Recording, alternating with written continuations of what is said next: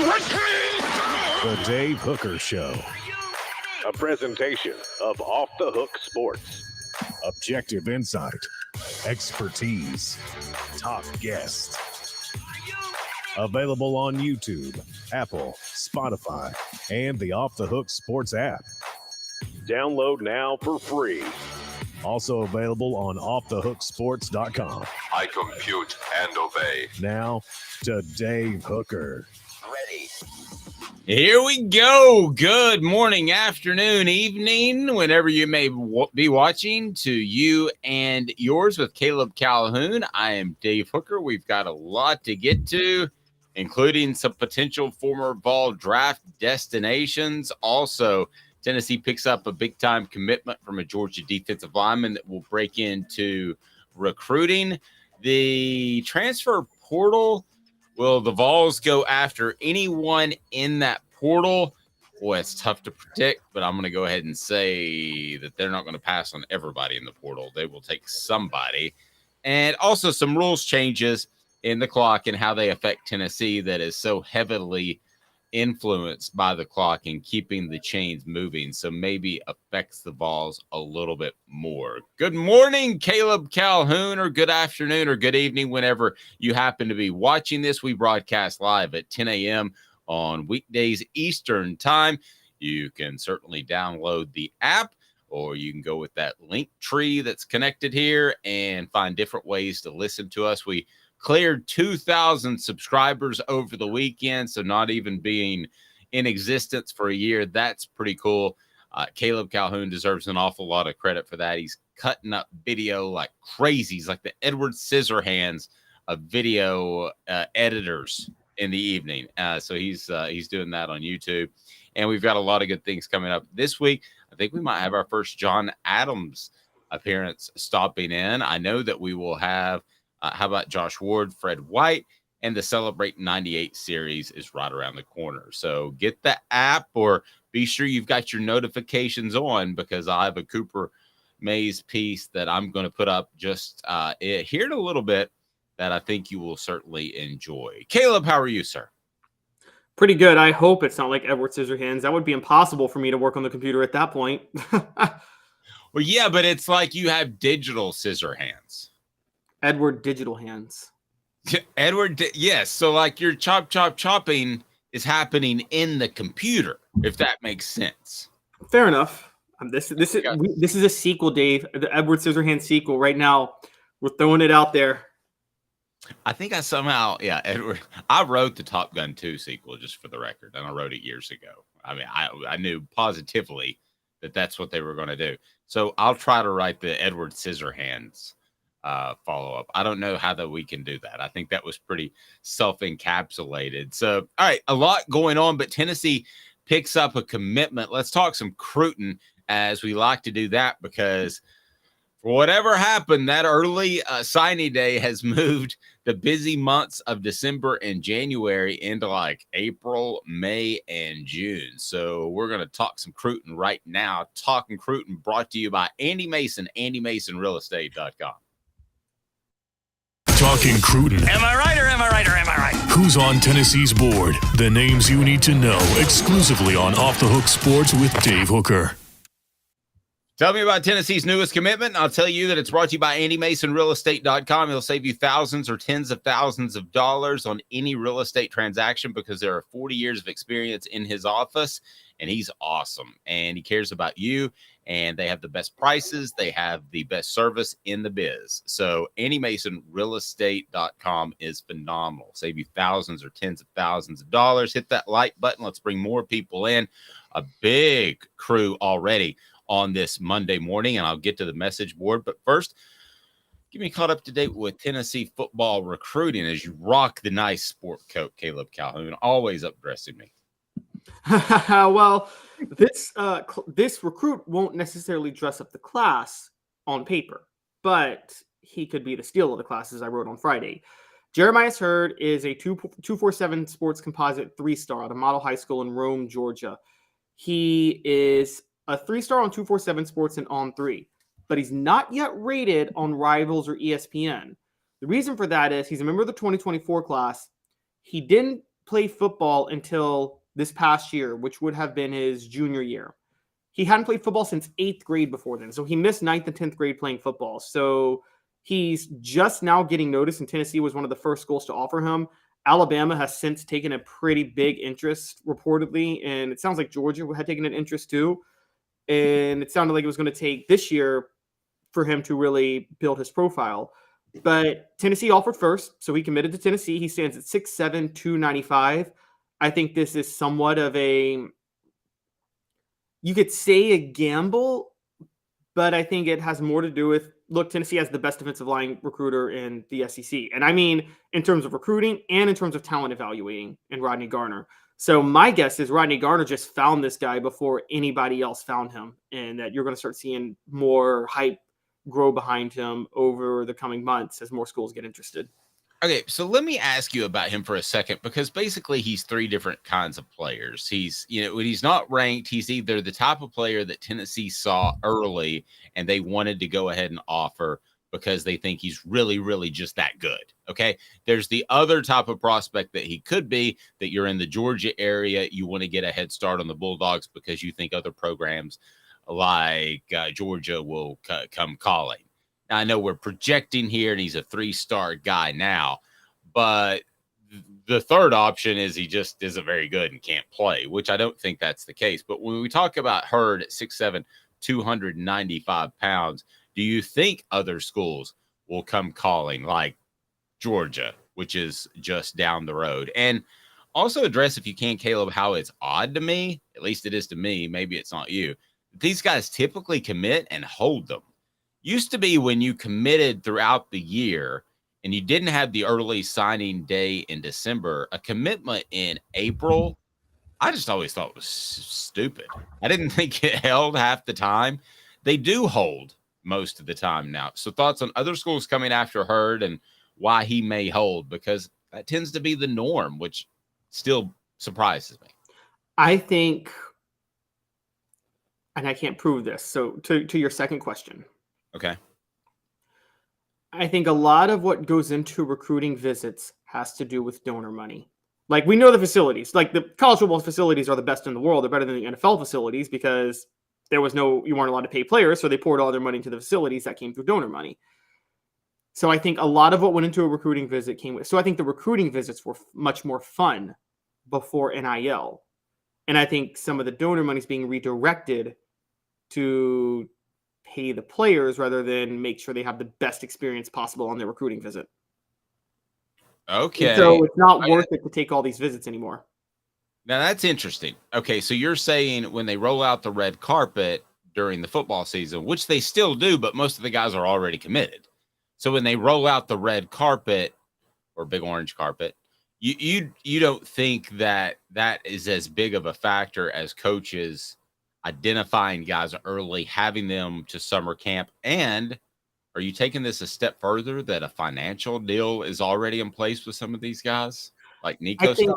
I think for some, a financial deal is already in place. I think the other part is, I think the red carpet is just not the red carpet that it used to be. And so I think that I can't prove it because I don't know if the recruiting budget comes from donor money, comes from just directly what the football program generated in revenue. I don't know how that money was, redirected. But what I will say is, if donor money was going to the recruiting budget, then that money is going to be spent less on the recruiting budget and more on buying the players, meaning the schools may deprioritize whatever they do. And there were some suspicions on some things Tennessee did back in the day to give the recruits the best experience possible when they visit campus. I think it's a little bit simple, and maybe more simple than that. There could be a financial arrangement in place. There's not supposed to be with recruiting, but there could be. And the other thing that I think is the simplistic way of answering why guys are committed early and sticking early is, I truly believe that with the ability to transfer, that these guys look at it as, hey, I might be at school X for a year, but if I don't dig it, I'm cruising. So I think that's part of it as well. You make the early commitment. The sales pitch is just completely different now. You're saying, Caleb Calhoun, you want to be a part of my program at Hooker University. At Hooker University. Great school. Yeah, it's a great school. It's got an AD, or no, yeah, Hooker's the AD, and you can get an associate's degree if you want, and just plain pimping. But yeah, I'm asking the associate's degree. I'm sorry, pimping. Yes, I'm telling you, this is why I think they're sticking longer. In March, April, May, I can tell you that I'm holding this scholarship for you as long as you keep progressing, and I don't hear that you're skipping class in high school, and I think you're progressing as a football player, and you can always transfer if you're not happy. And trust me, any coach now worth his salt is going to tell you that you need to transfer if you can't find a spot on the field pretty quick. I think it's as simple as that, Caleb. I think that's why guys are committing earlier. I think Tennessee is still out in front of the curve of the Georgias and Alabamas because they have to be. But I think as much as anything, Josh Heupel is getting commitments saying, listen, you're going to love it so much that if you don't like it, then you can just transfer. It's that simple. You can cruise on. And he hasn't held anybody back from transferring, nor does he even have the power to anymore. That's a good point. I never thought about that. I was thinking like 3 layers down the road, and you're right. It is a lot more simple. It is the transfer portal opens up more opportunities. As for this guy, the first question you asked, which was, it was 3 things. It was he really, really good and just hasn't been noticed yet? Was Tennessee trying to get out of the ahead of Georgia because he's in Georgia, or is he just not very good? I think it's a combination of the first 2. I think they think he's going to be really, really good. And I think they scouted him last fall playing football. But again, you have to remember, he hasn't gone to any camps. He hadn't done any of that stuff because he hadn't played football until last year in high school. So I think Tennessee scouted him, and then they thought this is a Georgia kid. We need to go ahead and offer him now before he starts to rise through the camps this spring and football next fall where he starts to rise. So we need to go ahead and get him now. I think that's what they thought. And again, if anybody's going to scout talent that's not yet recognized on the defensive line in the SEC, Rodney Garner's that guy, isn't he? No, I would certainly think so. And I think you have another sales pitch with Robert Ayers, and that you're working with not only a guy who has developed players in Rodney Garner for a number of years in the SEC, but you're also talking about a guy who played in the league for right at a dozen years. So that's pretty impressive. Now, the transfer portal is set to open, and I think you would ideally only be in the market for 1 or 2 players at the very most. So let me go into the transfer portal for a moment and get your thoughts and see if people are interested in these guys over at Tennessee, because I think they're going to pick up a couple of people in this new transfer portal, because guys can figure out, hey, I'm not a great fit at my current university. Let's make a move somewhere else. We're seeing that in basketball, but with the football calendar, I think you're going to see that even more. So let's go to 4 Downs now. And 4 Downs is brought to you by who? Well, I'll tell you in just a moment. First, I'll remind you that Zul Beer, XULbeer.com, is a fantastic partner with the program, the official craft beer of Off the Hook Sports. Man, worldwide award-winning craft beer, parking downtown. You just don't get that all the time. It is awesome. It is Zul, XULbeer.com. Check them out. They bring you 4 Downs. Let me get to that right now. Part brought to you by Campbell, Cunningham, Taylor, and Hahn. 4 Downs. 4 questions. 4 answers. The Dave Hooker Show. 4 Downs. A presentation of OffTheHookSports.com. Did a little pull time over the weekend. Enjoyed it. Why? Because I didn't have to worry about contacts or glasses. Campbell, Cunningham, and Taylor and Hahn. Campbell, Cunningham, Taylor, and Hahn is phenomenal, and they will take care of your vision, whether it's LASIK like me, cataracts, or just your regular vision. They've got the vision centers to do that as well. Campbell, Cunningham, Taylor, and Hahn, and they are local right there in the Knoxville area. So 4 Downs, first down, quarterback. This would be an opportunity for Tennessee to pick up a quarterback when all's said and done. will they pick up another quarterback to have 3 scholarships on the roster? I don't think this says anything about Joe Milton or Nico. I just think it says 3 scholarships on the roster are significant. Same time, bumped into somebody on Friday afternoon. They said they really like Gaston Moore. So is Tennessee okay with Gaston Moore as the third string guy, as it looked like in the orange and white game, or do they need to do something now, Caleb? I think ideally they should try to add a veteran quarterback that could bring depth, but my prediction is that's not going to happen. They had 2 scholarship quarterbacks last year. They're going to have 2 this year. They'll be fine if they need. They seem fine if they have to go with Gaston Moore. The chances of that seem highly unlikely. So I don't think they're going to add a quarterback. Okay, they're not going to take anybody at running back. They're stacked there. There's no question in my mind. If you have a question about who they might take, I want to get to that on our message board. But wide receiver, I would say that certainly they could take another receiver. But if you just looked at their depth chart, you would almost say they have to take another receiver. But they only play like a 1 deep regularly. They don't play even the 4th receiver unless there's an injury. They rotate the tight ends. But I don't see them taking a receiver unless just the perfect one falls in their lap. I think Josh Heupel's approach to wide receiver is similar to what an NBA team's approach should be if they have a top 5 pick in the draft, which is it doesn't matter if you need one or not. You take what you need or not. You take the best player. You don't take Sam Bowie over Michael Jordan. And so I think that Josh Heupel's approach is no matter how deep he is at receiver, he is always going to try to find more talent there, largely because, look, the most important part of Tennessee's system on offense is receivers have to be fast enough to get open. That part is key. Otherwise, the whole concept fails with the way he spreads the field. And so I don't think he needs another receiver, but I don't think he would turn down another receiver if one was more elite than what he has. I agree. I think there could be a guy like Thornton who'd call up and say, I got lost in the shuffle in spring practice. I'm interested. Can I come by? Yeah, I think he would take that. And I think he holds a spot 2 or 3 open for those, which is not what Clemson does. Clemson just takes scholarships from its walk-on players. But nevertheless, we caught some heat for that, by the way. So wide receiver, I don't think they're aggressively out there looking. That was second down. But I think they would take one if they had the opportunity. Offensive line, let me address that. I think Tennessee kind of likes where they are in the offensive line, despite losing Darnell Wright, which is a huge, huge loss. I don't think they love where they would be if Darnell Wright was on the field in spring and had one more year of eligibility. I think they like, not love. So I think, again, it would have to be the perfect fit for them to take someone at the offensive line position. You? I agree. I think an interior lineman is who they're going to look for more than anybody else. Jim Chaney, I remember 12, 13 years ago, this was the Lane Kiffin year, once said, a coach never loves their offensive line situation. They almost never love their depth on their offensive line. But right.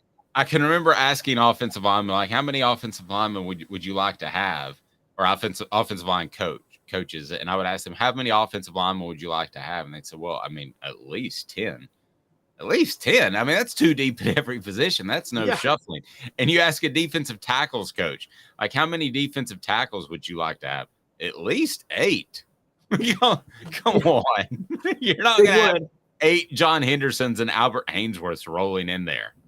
No, you're not going to have that. But those are the 2 positions. Like, if you needed the most depth, like, you never are satisfied with your lack of depth on those 2 positions. So, but yeah, I'm with you. I don't think they're going to add an offensive line. I think that's not, again, they're limited on scholarships. As far as we know, they might be more limited on scholarships in the very near future. So, yeah, and John asked about that. What do we think the punishment will be from the NCAA? So we'll close up with that. But on the other side of the ball, defense is different. I think you would take a dude at almost any position. And I was thinking over the weekend, it may be Gabe Judy Lawley, who I said, I don't care if I play in year 1. I just want to be a leader and contribute. But it had me wondering over the weekend, because you really like Trayvon Flowers, and I do too, more than most people probably out there, and the leadership that he was able to exhibit last year. I don't know that you can get a leader in the transfer portal, but would they take another defensive back linebacker or defensive lineman. Caleb, this sounds crazy. Yes, they would take them, but I don't think they're craving them. No, and we should note part of this 4 downs is, as Tennessee just added a defensive line over the weekend, defensive lineman Amari McNeil has entered the transfer portal. And I think he entered the transfer portal for the same reason Jordan Phillips did in December. Those 2 defensive linemen entered largely, I think, because Tennessee has the rotation they want at defensive line. And I don't think there was a spot for them. Now, defensive line, I think they would. Look, if you get a John Henderson in the transfer portal, you take him. Tennessee does not have a John Henderson, Albert Haynesworth on this team. They just don't. I like Amari Thomas. He's not on their level. But I think that they would take a elite upgrade if they could. But in terms of the rotation, I think they're satisfied. I think if you hold scholarships, you hold it for defensive line and defensive back.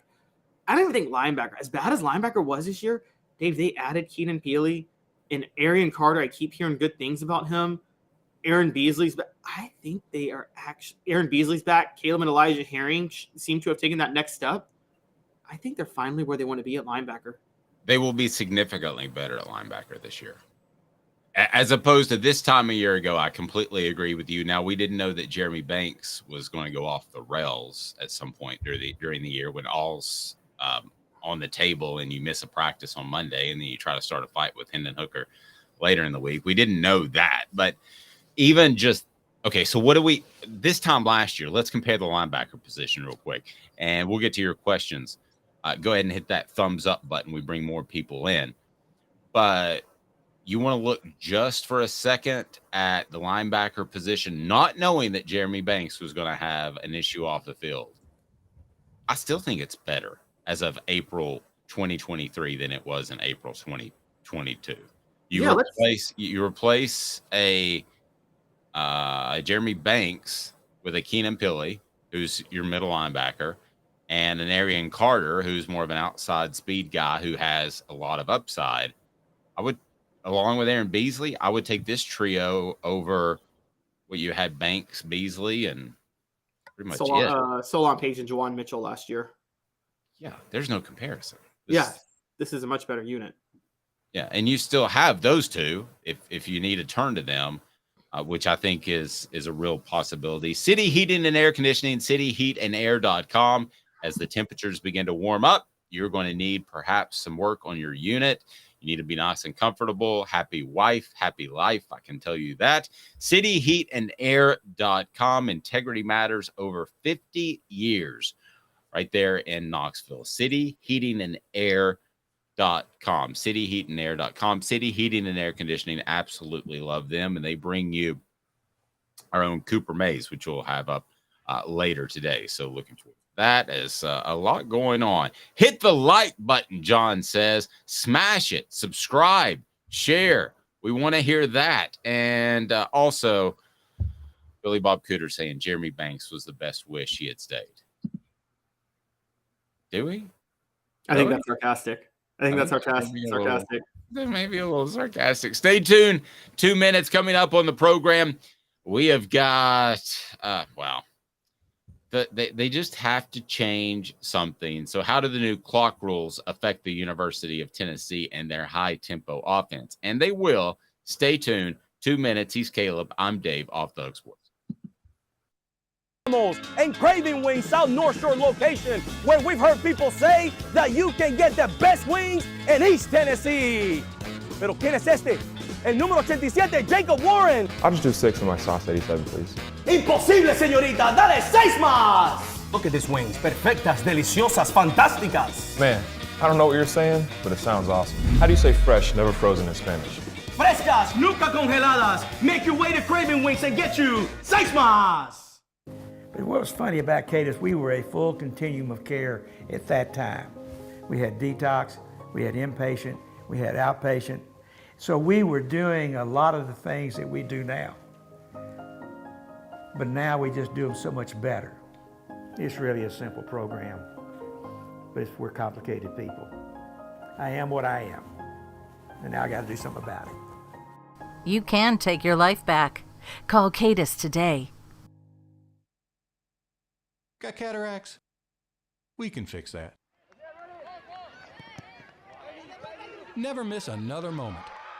With a little help from Doctors Campbell, Cunningham, Taylor, and Hahn at cctis.com. Do you want to own the more that owns every job? Then get to Vassy Lawn and Garden in Cleveland and get you a Toro. I'm David Vassy, here to talk to you about Toro. With a Toro Zero Turn, you'll get more out of every minute and you'll reach the finish line faster. At Vassy's, we like to say, no matter if you're mowing 3 acres a week or 11 lawns a day, homeowners and business owners alike find confidence in equipment they can trust from top to bottom. Vassy Lawn and Garden, Highway 60 North in Cleveland. Man alive, it's worth the drive. Our family has been creating jewelry since 1986, each piece unique with a story all its own. I'm Rick Terry with Rick Terry Jewelry Designs. I'm a jeweler, and I want to be your jeweler. We're grateful that you chose us to be Knoxville's best jeweler. My family and staff look forward to serving you. So please come see us. Kingston Pike and Campbell Station Road in the heart of Farragut and downtown on Gay Street, right next to the Tennessee Theater. Who's this guy? Hello, wizard. The Dave Hooker Show. Who? A presentation of Off the Hook Sports. What? YouTube, Apple, Spotify, and the free Off the Hook Sports app. Back to Dave Hooker. Grade A to F on our message board and for Caleb. What was Tennessee's offensive line last year? A to F.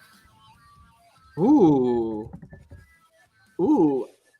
I almost want to go A. Like, crazy enough. How do you watch the Alabama game and not say A? How do you watch what Darnell Wright did to Will Anderson and not say A at that point? I think it's easy A.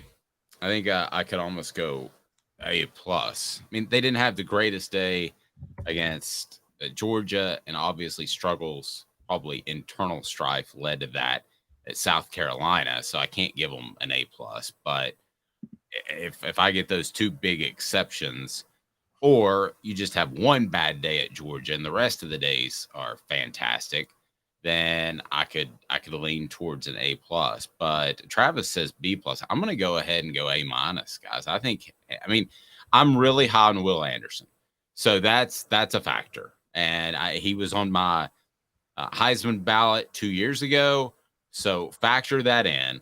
But I think it was an A. I think it was a flat A. If you want to say the A minus, Travis said gave up some huge sacks. One caused an injury. Okay. Travis, you talked me into it. So I'm going to go A minus, and I'm going to say that if not for the South Carolina game, it would have been an A. If not for the Georgia game, which Georgia's Georgia, Caleb, right? It would have been an A plus. So how much of that do you think? Let me share with the Georgia game, though, real quick. Okay. What could the offensive line do? The issue with the Georgia game was Georgia straight up played one-on-one coverage with Tennessee's receivers outside and dared Tennessee's receivers to be able to get open on them. And Tennessee's receivers didn't win those matchups. And that, I didn't think that was a defensive loss like South Carolina. Yeah, I agree. In South Carolina, you point to and you're like, that's a defensive loss. Right. Georgia could pretty much do what they wanted to when they wanted to. Okay, so that even strengthens my argument. So I would definitely I'm going to go at A minus just because of South Carolina. Now, Roz, that's a big one, but I'm trying to be objective and look over the entire scope, right? An emotional fan is short for fanatics, might say, Dave, what are you talking about? That cost Tennessee a chance at the college football playoff. But I'm trying to be objective here and look at it as a whole. If Tennessee could get that play, which I'm going to deem as A minus, if Tennessee could get that play year in and year out for the rest of time, wouldn't you take that? Absolutely. Absolutely. Absolutely. I don't think you realize how Will Anderson could have taken over that game and did against a lot of opponents. So how much of that was tempo? And it leads us to our next topic, brought to you by Vassy Lawn and Garden. Man alive, it's worth the drive. Vassy Lawn and Garden, whether or not you're in Cleveland or Nashville, Knoxville, Chattanooga, they have the industrial and commercial mowers to get what you need, save you money thanks to their buying power. Toro, count on it. So this question, Caleb, is pretty simple. How much of that was because of tempo? Because they're toying around with the clock and they're making some changes that I don't think necessarily helps Tennessee. The question is, does it hurt them? So how much of that was tempo? How much of that was Josh Heupel and the approach as opposed to the actual players? The success of the line? Yes. Not as much about tempo as you would think. Look at how many sacks Tennessee gave up the year before compared to how many they gave up last year. They were in the same tempo the year before under Josh Heupel, and the line was significantly better. Now, part of that, I'll say, was Hendon Hooker was significantly better. Hendon Hooker's pocket presence, it was horrible in 2021, guys. I don't know if you remember how bad his pocket presence was. And he did a 180 on that in 2022. So you could say that was more about Hendon Hooker's improvement and understanding of where he is in the pocket. In the running game, I don't think was as explosive as you might have hoped it would be. But I don't think it had as much to do with tempo as you might think, because I think the line was just that good. There were a lot of good. I mean, we've talked about this. Cooper Mays may be the best center in next year's draft, if we're being honest. And Darnell Wright is the best right tackle in this year's NFL draft. And Jerome Carvin is incredibly underrated as an interior blocker. You got those guys. It's hard for me to say it had anything to do with tempo. I think it should have more to do with talent. No, I agree. And I think that maybe the message board thought I was going to go in a different direction. I wasn't. I think if this team, here's the other thing that this team is that they do, with the exception of a Darnell Wright. I mean, there are going to be dudes that show up at 330 pounds and can move just fine, and you're not going to tell them to lose weight. But Tennessee is a lighter offensive line for the most part and can move their feet. So I think Josh Heupel is a little bit ahead of that curve, as well as having lighter offensive linemen that can move their feet. So I'm gonna make that a factor. But it does bring me to what the H? What the? What was he thinking? Release the hounds. The Dave Hooker Show. Keep cool. A presentation of offthehooksports.com. Okay, I'm just going to go ahead and tell you this is just stupid. The NCAA approved rules changes Friday proposed earlier this year that would allow the clock to run after first downs are achieved in all divisions except Division III. I don't know why Division III had the major pushback. I guess they had commercial inventory they had to clear. I have no idea. But the clock will continue to stop after first downs during the final. Continue to run. Continue to run after first downs during the final 2 minutes of each half. So this affects Tennessee. It does. Now, this is not a stoppage of play after a first down where everybody gets a chance to sub, okay, which is one of Tennessee's greatest advantages is they don't allow you to sub. But where this does affect Tennessee is number of plays. Caleb, so the number of plays is going to go down slightly. So let's say that's 10%. I don't think it'll be that high, but let's just say for stuffs and giggles, it's 10%. And they go from about 85 plays to high 70s. Then that final drive, the wear and tear drive on the opposing defense will be affected. They're not playing as many plays. So this is not a great move for Tennessee and what the NCAA is doing. Just for Tennessee. Is it a good move for college football? No. Why? I mean, college football is one of the few sports, Caleb, that we say to ourselves, that doesn't last too long. You want to talk Major League Baseball before their rules changes? You want to talk some other sports? Some of them last too long. This is the whole concept of this is to tighten it up for a TV window. But who has ever said, man, that college football game just lasted too long? I've never heard anybody say that, with the exception of when the overtime seemed to go on and on and on a few years ago. Yeah, and just to, because I think we got it mixed up when we said it a minute ago, it's the clock will run on first downs until the final 2 minutes of the game, and then it'll still, of the half, and then it'll stop again. Right. So it'll allow for game-winning drives and things like that. And yes, it will still stop under 2 minutes. Yes, which, by the way, I'm going to say something that up front, I hate when sports changes the rules of a game depending on the time of game it is. I hate that when they did the out-of-bounds thing with football, where out-of-bounds, the clock doesn't stop anymore until it's the final 2 minutes. I hate the whole you can't fumble the ball forward on fourth down. How about just be consistent? You just can't fumble the ball forward, period. It either always stops or doesn't stop when you go out-of-bounds. Like, I'm sorry. I hate when they, do this to help the situational football and make it more entertaining. I think it's dumb. Sorry, that's just my one rant. I think rules should be uniform no matter what the time of the game it is. I agree with that. Yeah. And so that's my one big pet peeve of this. I'm with you. The thing people don't understand about college football, more than any other sport, and people on the message boards correct me if I'm wrong, but I feel like college football, even where I am, up here in DC, where nobody cares about college football, the people that do go to the college football games, they make a whole day out of it. People expect college football to be an all-day affair. It's not other sport. It's not like other sports. NFL, you go watch your team at 1 or 4, and then you call it a day. You do whatever else you have to do on a Sunday. Baseball, you go to work, you do whatever, and then you go to the game that night.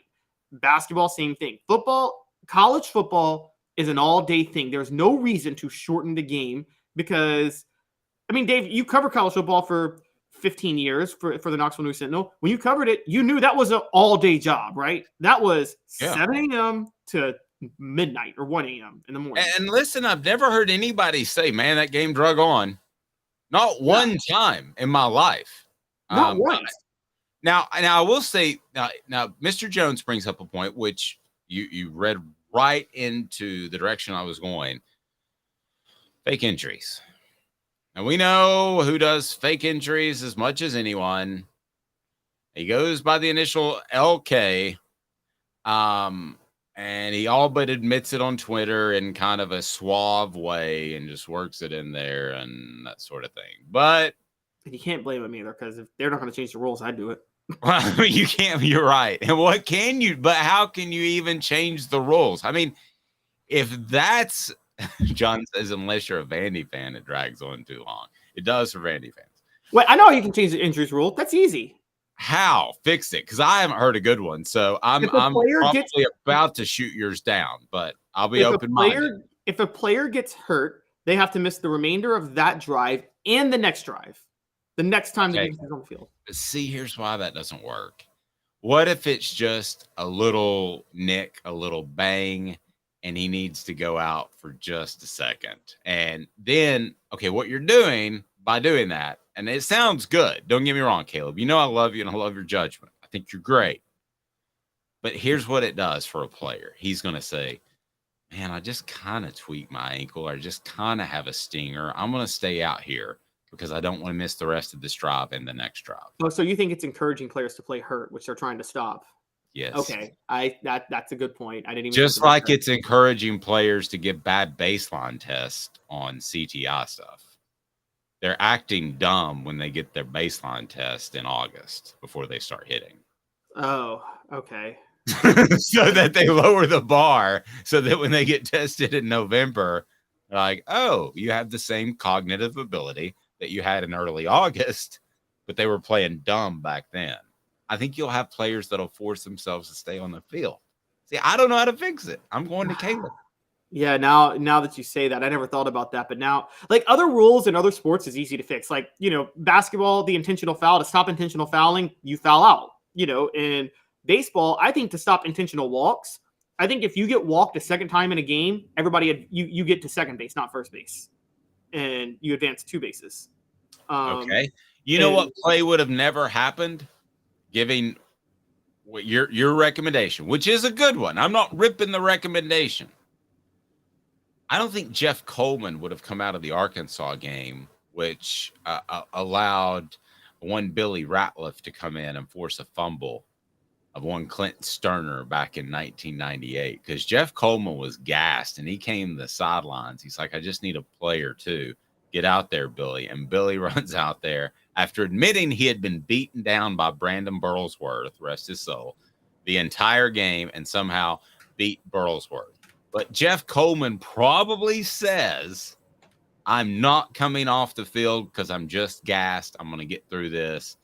And Tennessee probably loses to Arkansas, and there's never a national championship game. There is still a national championship. I've broken it down how the national championship happens. Caleb is taking away your national title, Tennessee fans. No, Dave is taking away your national title. We got to talk about this with Fred White on Friday. Okay, this is the most unfair narrative ever written against Tennessee football. Okay, they win the national title regardless of that fumble. Was that fumble a lucky play? Yes. Tennessee wins it regardless. And I've broken down why. 1, they still would have gotten the ball back with about 30 seconds left had the fumble not happened, and they only needed a field goal to win. 2, even if they lose, they would have met Arkansas again in the SEC championship game. They would have won that game. And based on the BCS and the formula at the time, they would have been one of the top 2 teams. So All I'm saying is that with your changes, Jeff Coleman's probably like, man, I'm not taking myself out. I won't be out even the next drive. So then Tennessee's a 12-1 national title team instead of a 13-0 national title team. Hey, Vol Twitter, do you really care if you're 12-1 or 13-0, or do you just care about that championship? 13-0 sounds good. I mean, it has a different ring to it, doesn't it? It does. It does have a better ring to it. But but yes, that's a fair point. I don't know how to address that. Maybe this thing with but now that I think about it, okay, Dave, let's think about this for a minute. Now that we talked this out, I'm not so sure this is going to hurt Tennessee the way you think. The new rules change with the clock running on first down. Because, okay, they're going to get a first down. If a team's trying to slow the tempo, they're going to fake an injury. The clock's stopping on first down anyway. Like, I think Tennessee moves so fast, it's less relevant for Tennessee than it is for another school that when they get a first down and the clock's running, it's kind of – my problem is actually I say let the clock run on first down the whole game because Tennessee is more equipped to run a 2-minute drill with the clock running on first down than other teams are. But still, you would agree fewer plays at the end of the day would not benefit Tennessee. That fatigues the defense long term. I agree. It doesn't benefit Tennessee as much. I think this team is going to be a little bit different than last year's team, though, and we've talked about this. They're going to be using more plays to get down the field this year anyway than they've used in the past couple of years. And so I think it's not going, with Hooker's deep ball, I think we both agree, Josh Heupel, he was a score in 6 plays or less last year, wasn't he? Like, oh, yeah. Yeah, I think he's going to be more of a score in 10 plays maybe this year on offense. So I think you're going to see a lot more of those. And so that would be huge, and that's where the program needs to go. But if everything were status quo from last year and having 8 to 10 less plays to wear down a defense, I do think would be a factor towards the end of the game when some teams were running ragged. But also what you have to remember is, like you said, if Tennessee's used to this tempo, then I don't think it's going to change very much. I just don't know I don't know the reasoning behind it. And I mean, to me, if you're going to make adjustments with the clock and substitutions, you better figure out how to do the fake injury thing. And I don't know how. Nobody has come to me with an idea that I like. Caleb, you were close, but nobody's come to me yet with an idea that I like. I got an idea. I got a new one. Here's how you fix fake injuries. So I'm going to tell you guys a story because I'm a big Grizzlies fan. And during the grit and grind Grizzlies era, Blake Griffin and the Clippers beat us in a series one year by just flopping nonstop. Zach Randolph decided, okay, you want to draw a foul by flopping? I'm going to actually foul you. I want to make you feel what you're pretending to feel. And so from then on, he just hard fouled Blake Griffin before Blake Griffin could ever flop, and that shut it down. Do you want players to stop faking injuries? Maybe make them feel what they're claiming to feel. If you're an offensive lineman, just get a hit in. Get a hit in on a player. I'm not sure what happened to Caleb, but he turned a little evil there. Just got a little angry. Look at him. Oh, no, he's going to go into the accent, which some people had some thoughts on.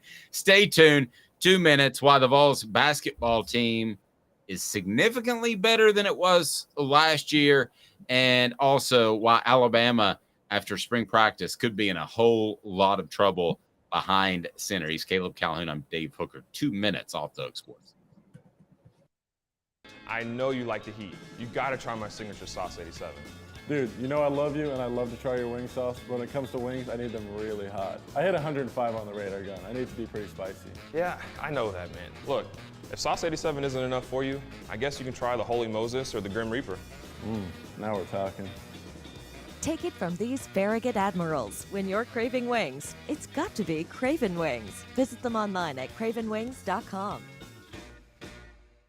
With all that sun, sand, and salt water, the beach is a very relaxing place. Unless you wear contacts. Ow! Open your eyes to the best the beach has to offer with LASIK vision correction from Campbell Cunningham Laser Center. Hi, Mike Davis here with City Heating and Air, reminding you to always dare to compare. Our team provides quality local heating and air service, installation, and maintenance across East Tennessee. We use only the best equipment like American Standard heating and air conditioning for your residential, new construction, or commercial needs. Honesty, dependability, and customer satisfaction have been the cornerstones of our business since 1961. City Heat and Air. There's your pair. Before Cadis, I was really heavy into the drug culture. I was selling drugs. I was just constantly in pain. I was missing like a good support system in my life. Cadis has given me everything that I need in order to successfully have a wonderful recovery, in order to have a life that I didn't even know was possible before. And it's not just about me anymore, and I love that. I absolutely love it. You can take your life back. Call Cadis today.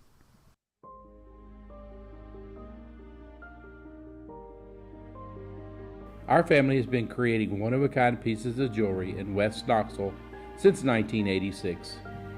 Each piece is a combination of unique processes that bring your idea to life. Every day in our shop, a truly special item with a story all its own is being manufactured in our facility, bringing the history and family sentiment into a whole new generation of life. We are grateful that you chose us to be Knoxville's best jeweler, a title that we value and respect. Because to me, being a jeweler and owning a jewelry store are not the same thing. I'm Rick Terry. I'm a jeweler, and we want to be your jeweler. Kingston Pike and Campbell Station Road in the heart of Farragut, and downtown on Gay Street right next to the Tennessee Theater. Who's this guy? Hello, wizard. The Dave Hooker Show, Who? a presentation of Off the Hook Sports, What? YouTube, Apple, Spotify, and the free Off the Hook Sports app. Back to Dave Hooker. Alabama appears to be in big-time trouble at the quarterback position. We'll get into that. And also, Tennessee's basketball program is completely rebuilt, and Caleb loves it. Loves every guy they took, thinks this is a Final Four team, is big on to Rick Barnes and Santiago Vescovi. He is all on board. He's actually wearing a Bernie King jersey underneath his sport coat today. Right? I am not wearing a Bernard King jersey underneath my sport coat. I respect and love Bernard King. Got a lot of respect for him. But yeah, not wearing a Bernard King jersey. But I am high, as we'll get to in a second, on Tennessee's third transfer. I was high on the first, high on the third, just not high on the second. Gotcha. You're like the Snoop Dogg of Tennessee prospects. Get high on your own supply. All right, so you wanted to go. Travis says, if you make every player take 3 plays off per injury, it's just enough to keep them from faking and not enough to make them play through. All right, so we discussed this in the last segment. Here's the issue, though. How are the officials supposed to possibly keep track of that? And you could have 3 players in and out on 3 different plays. College football makes a lot of money. They can hire somebody to track substitutions. Okay. I mean, you're high. No, I'm not. No, this person can't be high. Whoever's doing this, though. Yes. Bro, they're just in the game. Let them go back out. I don't see how you can keep track of 3 or 4 people. I mean, I think you could. This guy's been out for 3 plays. This guy's been out for 2 plays. This guy's been out for 1 play. This guy's just going out. The ref goes to the scores table in basketball all the time to say, give this person this foul, put the foul on this person. In football, ref can buzz upstairs to the press box and say, this person's out for 3 plays. That person's out for 3 plays. There's nothing you can do. I think we just came up with a solution, Dave, and I think there's just nothing. I think Dave is just holding firm. I've thought it out over hours. I don't know how in the world. And now we got Travis saying the opposing coach would keep track. So you're going to have like in addition to a get back coach, which means get back off the field, stay on the sidelines. Get back. Everybody's got a get back coach. So now you're going to have a sub coach. It's going to watch the other team. And if you've ever been on the sidelines of a football field, it's hard to see anything. You make this work, Caleb, and you've built a better mousetrap. I don't think there's a better mousetrap. I still don't understand why coaches don't hire so many more analysts to give them common sense. I've always said every coach should have a math coach to be like, analytically, what's the best move for my win probability right here? But, that's been my philosophy. The only reason they don't have that is because football coaches are more old school than any other coach. I know they think they understand the game better than anybody, and they think they're super smart. In reality, most of y'all were just former players who stumbled up the ladder to become head coaches, and you're not very bright. Brutal. No, but I think to some extent you're right on that. All right, so Jalen Milroe, Ty Simpson, before we get to Tennessee and their rebuilt basketball roster, it's pretty impressive. We'll get Caleb's thoughts on that. But Jalen Milroe and Ty Simpson. So the thinking was at the University of Alabama that the Crimson Tide there in Tuscaloosa would just find another quarterback. Maybe it's Milroe, before we saw him struggle mightily last year, especially with turnovers. Maybe it's Ty Simpson, the highly regarded Tennessee prospect that's going to step into that role. But the story was supposed to read as this. After Bryce Young ascended to being one of the greatest players in recent history at the quarterback position, winning a Heisman Trophy, arguably should have won two, that now a Milroe or Simpson are just going to jump in there like Alabama has had happen over and over again to give the Crimson Tide at least adequate, if not very good, quarterback play. After the spring game this weekend, there's reason for me to believe that Alabama could be in the transfer portal because I don't think anybody was wowed by Milroe or Simpson. How scary is this quarterback situation for the University of Alabama as you see it, Caleb Caloun? Very scary. I'm going to say this now. I've been saying for a while, this is Nick Saban's dynasty is not done. In 2 years, they'll be back. But for this year, Alabama's in trouble. They're in deep, deep, deep trouble. Anybody who watched Jalen Milroe last year knows he can't play. Sorry, no disrespect. I'm not going to do what Stephen A. Smith has done to Kwame Brown over the last 10 years, 20 years of the NBA. I'm not going to treat him like that. But Jalen Milroe can't play. Can't play in the SEC. And they needed Ty Simpson to be ready. Guys, Ty Simpson threw 2 interceptions in the spring game was awful. I don't know if you watched any of the 8A game. It was horrible. Yes. Now, Dave, you have talked about in the past, to be fair, Ty Simpson, or in spring, the defense is always ahead of the offense, typically. But you still expect your quarterback to be able to be semi-decent by the spring game, don't you? If your quarterback's worth his salt at all by the fall? Yes. And I want to add something else in there, not to throw you off your thought. But the other thing is you would expect if Alabama felt good about one of these quarterbacks, they might prop them up to look a little bit better in the spring game. And that was not the case. That is true. Which makes me think they used it as another practice, whereas Tennessee used it as 60,000 fan celebrate game at all. But I thought Alabama used it more for a practice, and I thought they both looked horrible. I agree. That's a good point, which is even more disturbing. Here's the other problem. By this time in the transfer portal, every quarterback that's hitting the portal is a quarterback that probably isn't good enough to start at Alabama, because if you're hitting the portal around this time, it's because you're not good enough to start at the school you're at. For those who don't know, Harrison Bailey just entered the portal, the former Tennessee quarterback who transferred to UNLV. I think Harrison Bailey is just having trouble finding a place to start, even though he was a 5-star coming out of high school. Happens.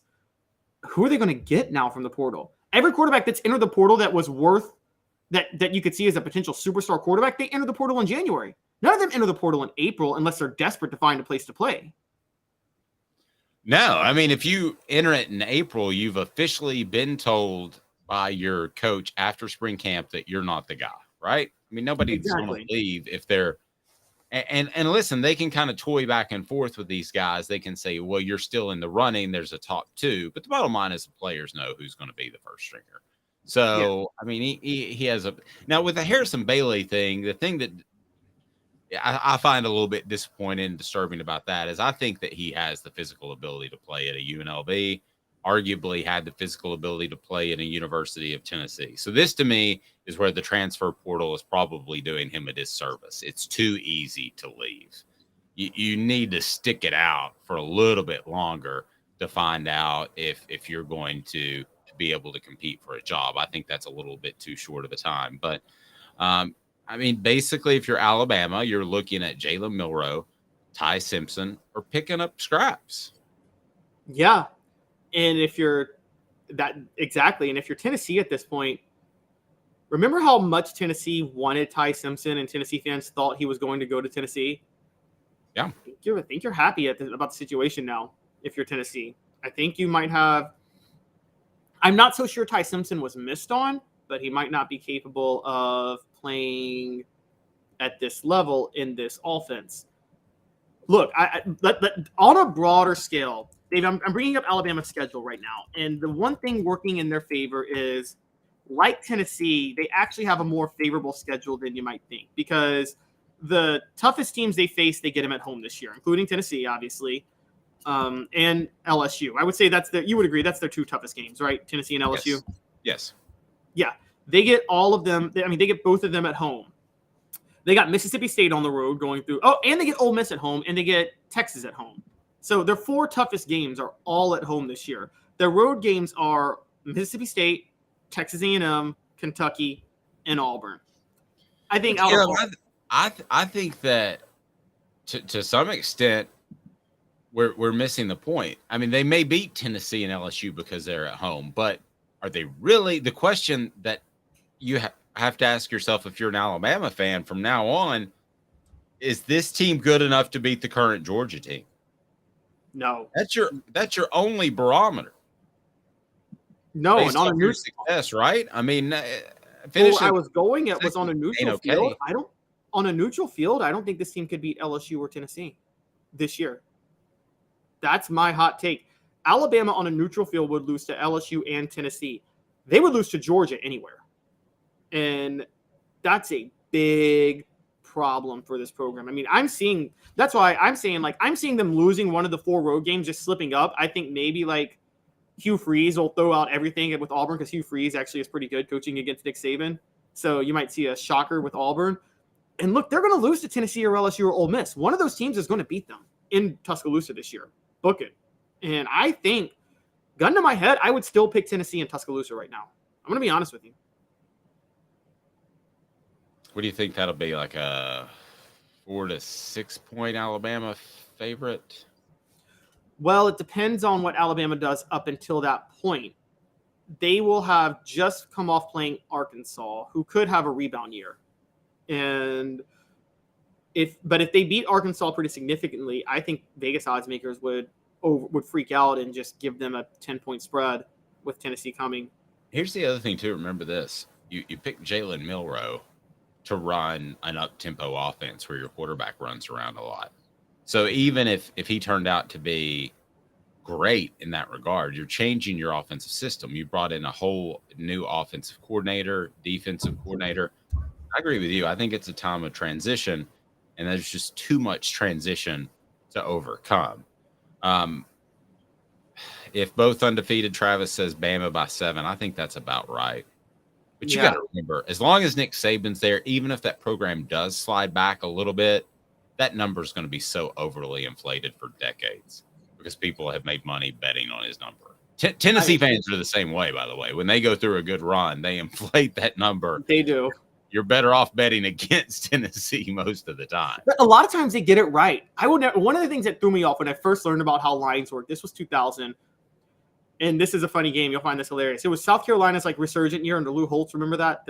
Lou Holtz's second year, and Tennessee's having a rebuilding year. They're like 3-4 or 3-3 or something like that, going to play a ranked South Carolina on the road, and Tennessee was a favorite. And I'm like, how was Tennessee a favorite? They won that game, and it's just, I think that Vegas, I will say, doesn't overreact. They look at long-term trends more than they look at year-by-year situations. They've always done that. True. Let me ask you this. If you're Alabama, do you take a quarterback in the transfer portal, or do you – obviously you would take a phenom, okay? If Caleb Williams – we're transferring again like he did from Oklahoma to Southern California, you take him, right? Right. But short of that, aren't you sending a signal to the rest of your football team that I have a lot of faith in this Jalen and Ty guy if you take another guy? I think you have to take another guy. We know what Jalen can't do. We saw it last year. But there's not going to be a great guy in the portal. But there's not. I mean, here's what I think. look, this is I said from the start, this is a transition rebuilding year for Alabama. They're not going anywhere under Nick Saban. They're still going to be a national title contender in the future. This year, though, they're in trouble. Ty Simpson was already in the program for a year. They put all their eggs into Ty Simpson being their future, and he was awful in the spring. It's not like he was a freshman. It's not like Nico Iamaleava coming in December or in March and struggling. No, Ty Simpson's been there since January of last year. Why was he so bad? That's a real question worth asking. And we watched Alabama last year. Look, last year's Alabama team is an 8-4 team without Bryce Young. They're easily 8-4. And I think that they are we to believe that they fully restocked the talent everywhere else outside of quarterback from last year in just 1 year? Like, I know it's Alabama, and I know they just had the number 1 recruiting class, but I really think they're in trouble this year. And I think they have to take a quarterback, because what happens with this, Dave, if you're Nick Saban? What happens if you do fall to, and I don't think this will happen, but what happens if your quarterback play is so bad, you stumble to like something awful, like 7-5? Well, the whole narrative around the country then is going to be Nick Saban's lost it and his time is done. And that's going to kill him in recruiting. Yeah, I think you can overcome one of those years. I don't think you can overcome two. But clearly, if there is a guy in the transfer portal, and there's not going to be, that's anywhere close to Nico Iamaleava, that's right, then he is going to be a guy that Alabama should go after. I just don't know that there's going to be a guy in the portal. More basketball news. This basketball program its roster has completely changed since this time last week. Caleb, what do you think of the newest addition? And get your thoughts on this basketball team as it has added 3 transfers since this time last week? Yes, they have added 3 transfers. I was high on the first, not high on the second, and I'm high on the third. So the first was Jordan Gainey, came from USC Upstate. He is another spot-up shooter, 41% from 3. Perfect type of player to complement what Rick Barnes needs, given how awful the offense was shooting at times last year. Second player was a 6'6" Chris Ledlam from Harvard. No idea why Rick Barnes wanted him. That was evidence of Rick Barnes being another old school guy. Guy may have averaged close to 10 rebounds in the Ivy League. If you're going for big, take 4 rebounds off of that in the SEC. Just because he was a great rebounder in the Ivy League at 6'6" doesn't mean he's going to be that in the SEC, and he's not a good 3-point shooter. So on Friday, just as we wrapped up our show and got ready for the weekend, I believe the name is pronounced Knet, Dalton Knet from Northern Colorado, or maybe it's just Dalton Knet, Knecht. He is a 6'6" spot-up shooter. I am really high on him. I think him with Jordan Gainey and Santiago Vescovi returning, even though I got my issues with Vescovi, as y'all know, I think that this makes this team a much better outside shooting team than they were last year. And that's a big deal because that's the one thing they had to fix. Okay, so are we now to the point where you're looking at a basketball team that's Zakai Ziegler is dribble, drive, dish, kick to the outside, Tennessee better hit some 3-pointers more than they did last year? Absolutely. Is that the team we're looking at? That's absolutely the team we're looking at. If they're not much better from 3 next year, that's a big problem because we're not even talking about, they got a lot of young guards that were 4-stars that were in the program this year that didn't play much because they had to develop some that were redshirts. Like Jemai Mashak, I still think is going to get even better. BJ Edwards is going to emerge as a point guard. And they added a few other guys from last year's recruiting class. I'm already forgetting their names, but ones who really didn't play at all last year. And they should have enough offensive firepower to and then add the fact that Cameron Carr is a commitment to this year's class, and they got 2 bigs, JP Estrella and Cade Phillips. Yes, they need to have enough offensive firepower, regardless of whether or not Josiah Jordan James stays. That's kind of where I'm at. And want to take umbrage with some of your criticism of Santiago Vescovi. And there was a lot of it on the message board. Let me ask you this question. And I agree he has his limitations. If he's never asked to play the point because Ziegler goes down, if he's just his guy, and I know that happened with about 6 games left in the regular season, but if he's just his guy playing the 2, are we looking at his season in a much different light. Tennessee may go a little bit deeper. He's more comfortable at that position. No, his issues were prevalent. So the question was, were you too hard on Vescovi last week? And the answer is a quick no. No, because I was doing this in the season before Zakai Ziegler got hurt. That's true. He was. So Vescovi was struggling and was an issue beforehand. So no, I think Vescovi, I need proof that Vescovi is mentally tough enough to handle the pressure. I don't know that he is. Dave, can you develop a clutch gene? I don't know if that's possible. I mean, I will say some players have done it. Dirk Nowitzki in the NBA melted down in the 2006 NBA Finals, came back in 2011 and dominated. LeBron melted down in the 2011 NBA Finals. Then he went back-to-back and won 2 titles where he totally took over those 2 finals. So I think you can develop some mental toughness in a clutch gene, but I haven't seen Vescovi develop it yet. And until he does, I got to say, I don't think he's mentally cut out to handle the pressure and expectations that are going to come with him returning and being expected to be the leading scorer on next year's team. Okay, who has been a Vol who developed the clutch gene while at Tennessee? A Vol who developed a clutch gene. I got one for you. I would say Juwan Smith. Ooh, that's a good one. I was going to go John Higgins. Did he ever develop a clutch gene? He never shot the ball as much as he should have. No, he did. There wasn't the quantity, but I thought throughout his career, he felt more comfortable in taking that shot later on. Yeah, I thought John Higgins was almost a waste of an elite shooter. Like, the guy should have been firing. Maybe that was Buzz Peterson not being smart enough to tell John Higgins he should be shooting a lot more from outside. It could be. Well, you know, Buzz Peterson, though, Michael Jordan was in his wedding. Oh, that's right. Yes. Well, as he's always quick to remind.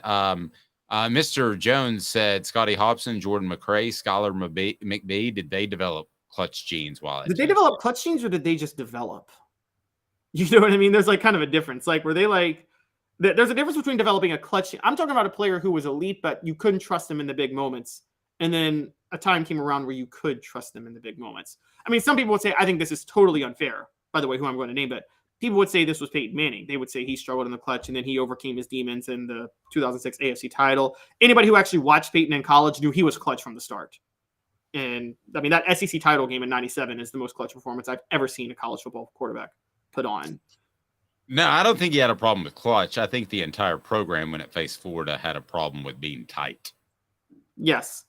And there was game planning issues and defensive issues. And Peyton's biggest problem was he was so methodical in preparing for defenses. But I remember him saying one time, he actually said this in an interview. He said, it's not that I play worse in the playoffs or that playoff defenses outsmart me. It's just, they're not that complex in the playoff defenses in the NFL aren't that complex. They're just that good. So there's not a lot of smarts you can do to overcome the talent on the other side.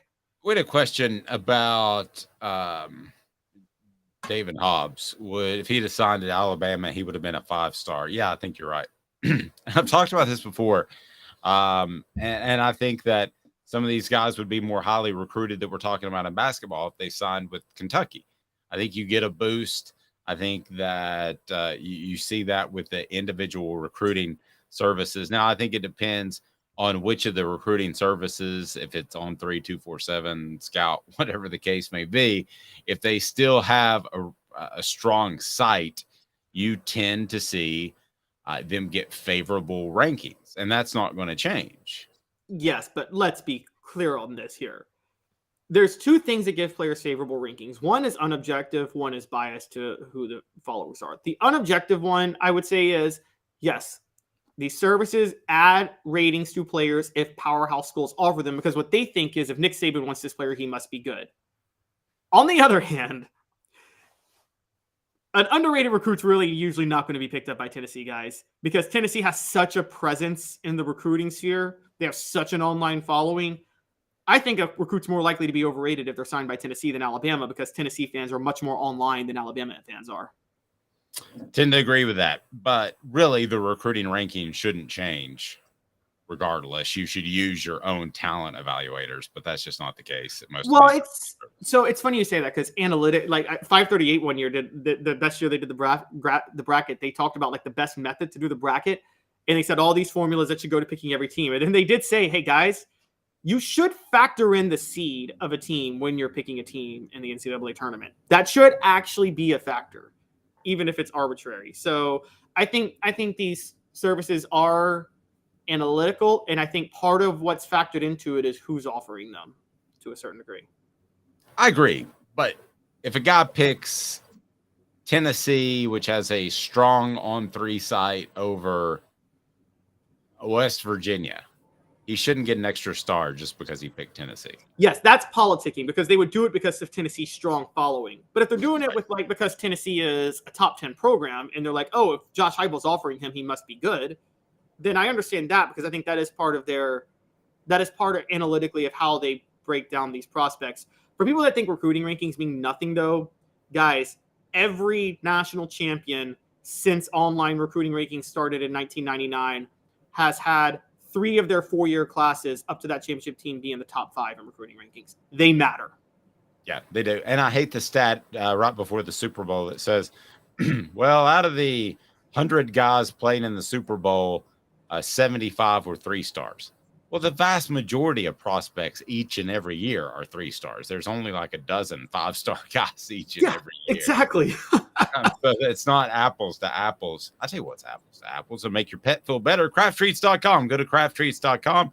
Use the promo code Off the Hook. That's Off the Hook. Get 20% off the chill pills, which will help with your pet's digestive issues, arthritis, and also anxiety issues. They're awesome. The chill pills with CBD or any other holistic awesome treat that they have at crafttreats.com. Just be sure and use the promo code Off the Hook. That's Off the Hook to get 20% off. For Caleb Calhoun, I'm Dave Hooker. This has been a presentation of Off